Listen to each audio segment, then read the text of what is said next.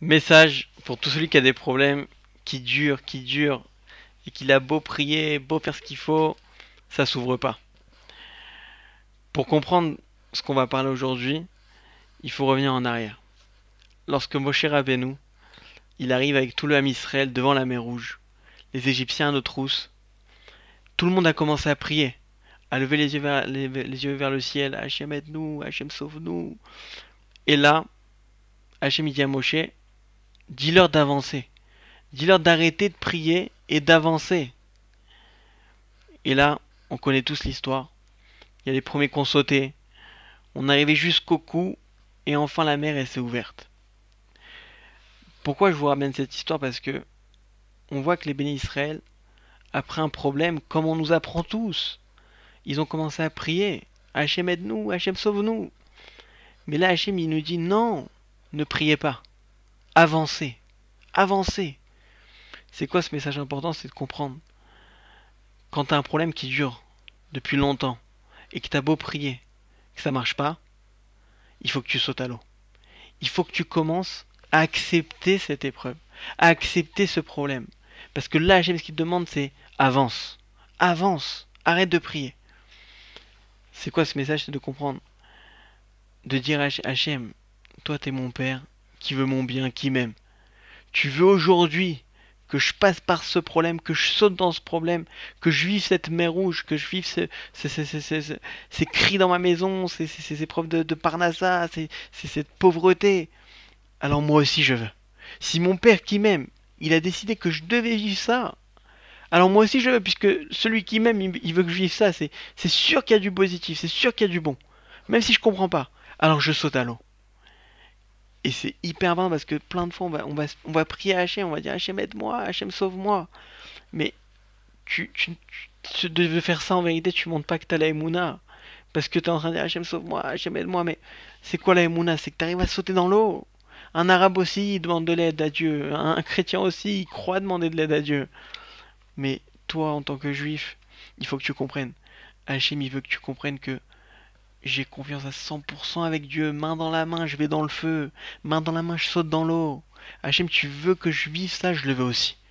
Et ça, c'est la Emouna. Ça, c'est le fondement très très puissant de la Emouna, de vouloir ce qu'Hachem il veut. Parce que lui, il voit mieux que moi et parce que lui, il m'aime d'un amour fou. Il souffre quand il me voit souffrir. Et donc, s'il a décidé que je devais vivre ça, alors c'est sûr que je dois sauter. C'est sûr que je dois passer cette épreuve. Et encore plus puissant que ça, c'est de comprendre. Hachem, il nous a donné la chance de devenir parents, d'amener des enfants, pour qu'on comprenne comment lui, il agit avec nous. Quand on punit notre enfant parce qu'il a fait une erreur, parce qu'il a fait une bêtise, est-ce qu'on a un kiff à le voir puni? Est-ce qu'on a un kiff à le faire souffrir? À aucun moment. On veut tout que ça s'arrête. On veut vite lui le sortir de la chambre où on l'a enfermé et lui acheter une glace. Juste après, on va le faire. Parce que dès qu'il va dire papa, excuse-moi, j'aurais pas dû, il a compris ce qui s'est passé. Allez, mon fils, on sort. Allez, on va t'acheter une glace. Parce qu'encore une fois, j'ai aucun intérêt dans la punition. Si ce n'est le réveiller. Si ce n'est le faire travailler. Et là, on comprend. Si Hachem, il a créé le monde, il a créé la Torah, il a créé tout pour qu'on puisse le connaître, le Zohar il nous dit. Pour qu'on puisse connaître la Hachem, sa bonté, pour voir comment il est miséricordieux, et qu'on ait vraiment une émouna à 100%. C'est le but de la création du monde, le but de la création de l'homme sur terre, d'arriver à la émouna parfaite. Donc, chaque épreuve, chaque chose que tu vas vivre dans ta vie, c'est pour t'amener à ce but. C'est pour t'amener à ce but, la émouna parfaite. Et donc, si toi maintenant, tu fais ce qu'Hachem il attend de toi, et que dans la punition, entre guillemets, parce qu'il n'y a pas de punition, il n'y a que un rapprochement, dans la punition, tu dis, attends, Hachem il veut que je le connaisse, Hachem il veut que je comprenne que tout ce qu'il fait c'est pour mon bien, alors tu sais quoi? Je vais lui faire confiance, je vais sauter à l'eau. Alors Hachem tout de suite il enlève la punition et c'est ce qu'il va faire, il enlève la mer. Dès qu'il voit qu'on est prêt à sauter dans l'eau, à s'effacer, à dire Hachem, je veux ce que tu veux. Il y a des Égyptiens derrière moi, il y a devant moi, toi t'es mon père qui m'aime, je saute dans l'eau. Je regarde rien, j'ai foi en toi. J'ai foi en toi à 100%. Hachem, tout de suite il enlève la mer. Tout de suite il enlève le problème. Puisqu'entre guillemets, comme un parent, il s'en fout de la punition. Il veut juste le réveil. Il veut juste ce travail d'Emouna. De dire Hachem, ce que tu veux, je veux. Si toi, tu penses que c'est le meilleur pour moi, alors je le veux aussi. Et ça, c'est vraiment ce qu'Hachem nous demande au moment de l'épreuve.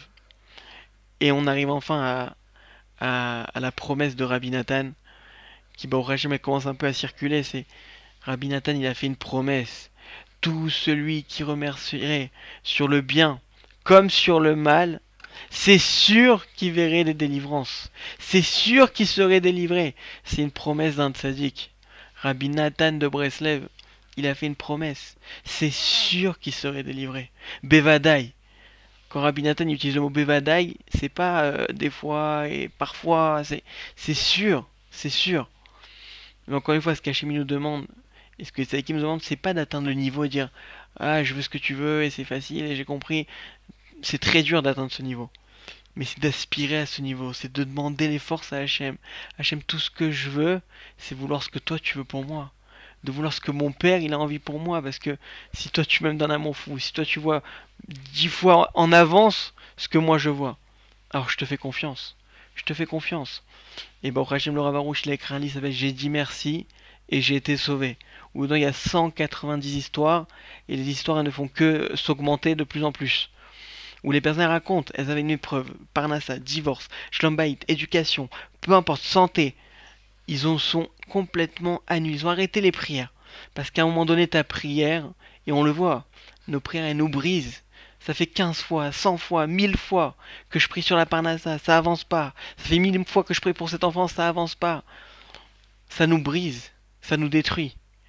Au contraire, à ce moment-là, arrête la prière. Arrête de demander. Jette-toi à l'eau. Hachem, tu veux que j'ai un enfant comme ça? Je le veux aussi. Hachem, tu veux que la parnassa soit une galère et que je travaille ici, là, ma femme, les enfants? Je le veux aussi. Parce que toi, tu m'aimes et toi, tu sais ce que je dois vivre et toi, tu vois. À partir du moment où je saute à l'eau, on l'a dit, la punition, elle saute. La punition, on l'enlève. On l'enlève tout de suite parce que j'ai aucun intérêt à te voir souffrir. Hachem, c'est pas un bourreau. Il faut se le rentrer, vraiment, toujours se parler à soi-même. Hachem, t'es mon père qui m'aime. Hachem, tu me veux que du bien. De se répéter, parce que l'Europe, elle nous a tellement rentré l'inverse. L'inverse que non, il faut prendre de l'avance, non, il faut faire attention, non, il faut investir dans le bon endroit, non, il faut regarder, non, il faut réfléchir. Qu'il y a tellement qu'on est sûr que ça va mal se passer. Qu'on est quasiment sûr et que les exceptions elles sont très rares et que il n'y a pas d'exception, il y a un seul Dieu sur terre, tout ce qu'il fait c'est pour le bien, il faut juste s'y remettre. Maintenant, comment ça marche concrètement? Parce que c'est bien beau de parler, mais comment ça marche concrètement? C'est tous les jours, prendre 15 minutes, voire 30 minutes, et de prier sur ce principe qu'on vient de dire, de vouloir ce qu'Hachem veut. Hachem, donne-moi la force de croire en toi, d'avoir foi que c'est pour le bien, de véritablement vouloir ce que toi tu veux pour moi parce que t'es mon père. Donne-moi les forces de croire que tu m'aimes, de croire que tu veux que mon bien, et de vraiment m'annuler à ta volonté. Parce qu'à partir du moment où je fais de ma volonté sa volonté, il fait de sa volonté ta volonté. Donc vraiment de prier sur ça et d'arriver à dire Hachem, merci, merci pour cette galère, merci pour ce problème, merci pour ce que tu me fais vivre. Merci, je m'annule. J'avance avec ce problème. Tu veux que je vive comme ça, je le vis aussi. Je le veux aussi. Et 8 fois à la fin, le Télim 100, le misement, les Toda. Si on peut le chanter, c'est encore mieux. Mais c'est une promesse, encore une fois. C'est vraiment de pas réfléchir parce que, on l'a dit, quand on prie et que ça marche pas, on se brise. Il faut vraiment reprendre à la base la Emouna. La foi que Hachem c'est mon père, ce qu'il veut, je veux, et s'annuler complètement. Bezrat Hachem, de grandes délivrances à tous.